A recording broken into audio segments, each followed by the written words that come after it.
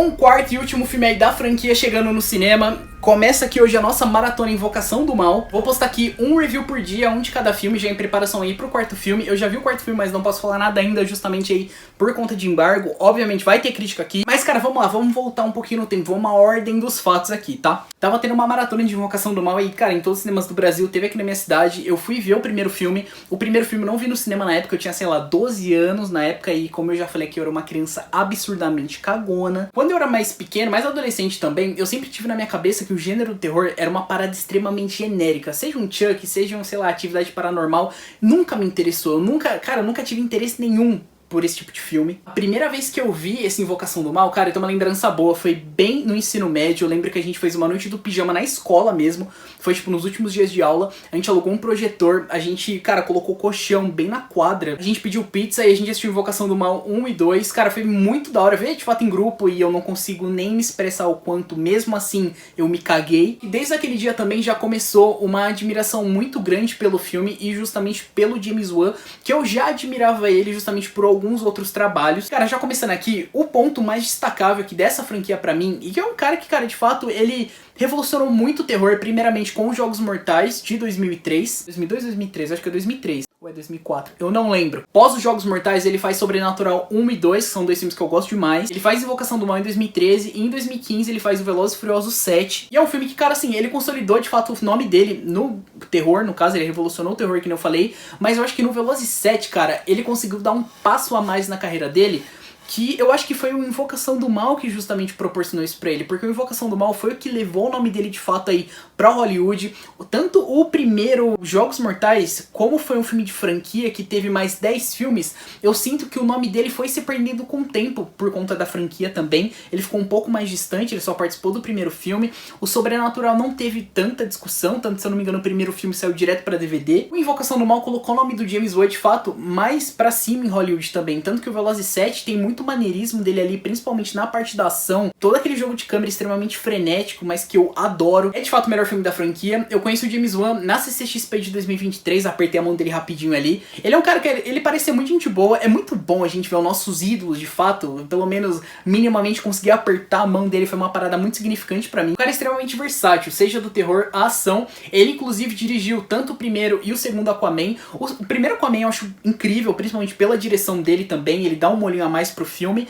O segundo Aquaman eu não achei um desastre completo justamente por conta da direção dele, ele dá um molho a mais pro filme. Eu acho que naquele caos que tava o universo da DC ele conseguiu ainda fazer um bom filme minimamente. Como eu falei, ele tem um jeito muito particular de manipular a câmera. Ela é muito frenética, mas ao mesmo tempo ele tem uma noção de mise-en-scène que é surreal. Eu acho que ele consegue de fato se diferenciar de 398 outros diretores assim que tentam copiar o jeito e o estilo dele, principalmente em filme de terror, e absolutamente nenhum conseguiu. Ele fez Maligno de 2021 também. Esse filme eu não fazia ideia na época, quando eu fui assistir no cinema.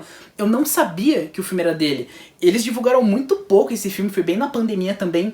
Eu não vi trailer, não vi nada. Quando eu descobri que o filme era o James Wan, eu fui correndo pro cinema. E pra mim foi um dos melhores filmes daquele ano, tranquilamente. Mais uma vez falando aqui, teve dois filmes que de fato fez eu começar a me apaixonar um pouco mais pelo gênero do terror. O primeiro foi Pânico, que ainda é o meu filme de terror favorito de todos os tempos e vai continuar sendo. E o segundo foi de fato o primeiro Invocação do Mal. No filme aqui, um casal se muda pra uma casa junto com suas 5 filhas e inexplicavelmente umas paradinhas meio estranhas começam a acontecer ali na casa. Preocupado com algumas manchas bizarras, alguns roxos que começam a surgir no seu corpo, a mulher, que eu não lembro o nome da personagem agora, o casal de fato vai atrás do Ed e da Lorraine Warren, um famoso casal de investigadores paranormais, interpretados aqui pelo Patrick Wilson e pela Vera Farmiga. Conheci o Patrick Wilson também no mesmo dia, eu não apertei a mão dele, mas eu dei um hi-fizinho na mão dele pelo menos. E cara, já pegando a dupla principal aqui, que eu acho que torna essa franquia tão interessante pra mim, eu acho que eles são absurdos. Eu acho que primeiramente eles têm muito carisma aqui, eu acho que eles têm muita química junto. O Patrick Wilson, ele consegue passar uma leveza na voz e na interpretação dele em muitos momentos, e quando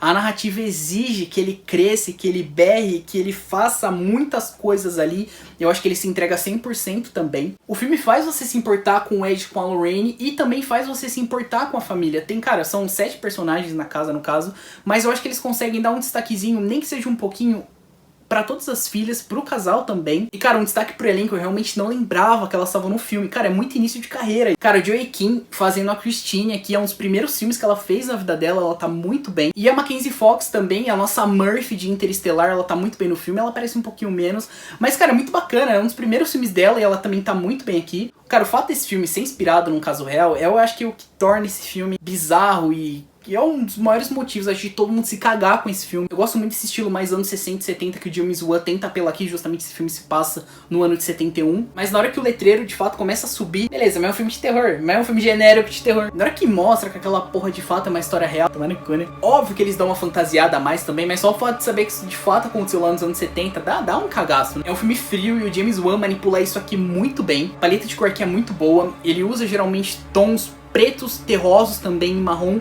justamente para refletir na estética dos anos 70. Tudo isso contribui muito para construir um ambiente mais opressivo e antigo. A luz aqui é usada de um elemento muito contrastante justamente para destacar alguns elementos aqui de terror, tipo um vulto, uma figura completamente assustadora, usando justamente uma profundidade de campo para conseguir guiar o olho do espectador. E como eu falei, ele trabalha aqui muito bem a mise-en-scène. Pra quem não sabe, basicamente a mise-en-scène é a organização de todos os elementos que a gente de fato tá vendo em tela. Seja um objeto, seja a luz, seja uma pessoa. Como a câmera e o jogo de câmera vai se movimentando perante a tudo isso. Justamente pro espectador não se perder. Logo na primeira cena do filme, ele faz um tremendo de um plano sequência pela casa, já apresentando toda a narrativa, toda a situação, todos os personagens. Todos os personagens a gente já tem um momentinho com um por um ali pra gente já criar um leve vínculo também.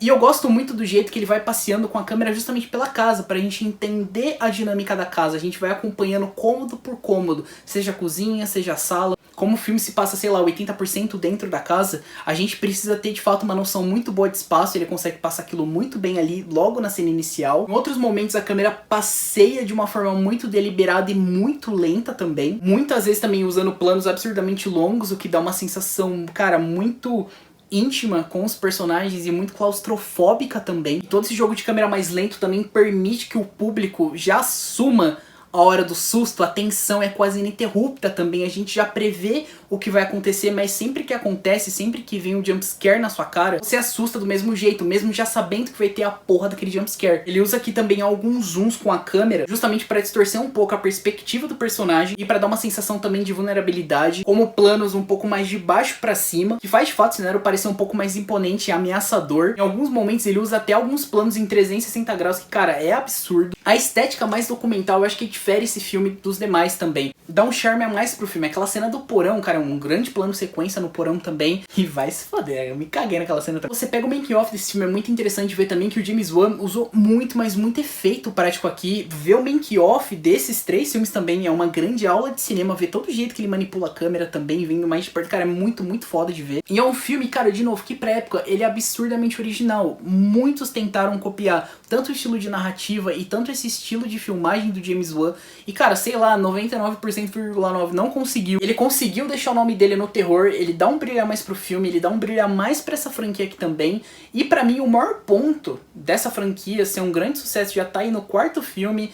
Teve, cara, 3 Annabelle, teve Freira, teve 2 filmes da Freira, teve Maldição da Chorona. Mas eu acho que todo esse sucesso dessa franquia do Invocação do Mal não seria possível sem o primeiro filme do James Wan, cara. Eu acho que não seria possível sem o James Wan, ele produz todos os filmes também, se não fosse todo esse jeito diferente de filmar, todo esse jeito diferente de contar a narrativa que ele coloca nesse primeiro filme. Se não fosse ele aqui, se não fosse o molho dele, eu tenho certeza que essa franquia não teria atingido um ápice no terror e não teria de fato revolucionado o terror do jeito que ela revolucionou aqui. É o Japa, né? O Japa sabe o que ele faz. Rapaziada, basicamente é isso. Espero que tenham gostado desse vídeo aqui também. Que nem eu falei, vai ter um vídeo por dia aqui. Amanhã já sai o vídeo do segundo filme também. Que é um filme que pra mim eu gosto um pouquinho menos que o primeiro, mas é um bom filme ainda. Da franquia, por enquanto, o segundo é o que eu menos gosto. Só pra dar um leve spoiler aqui pra vocês. Se você gostou desse vídeo, não esquece de deixar um like, se inscrever no canal e não esquece também do sininho. Muito obrigado por assistir mais esse vídeo. Tchau!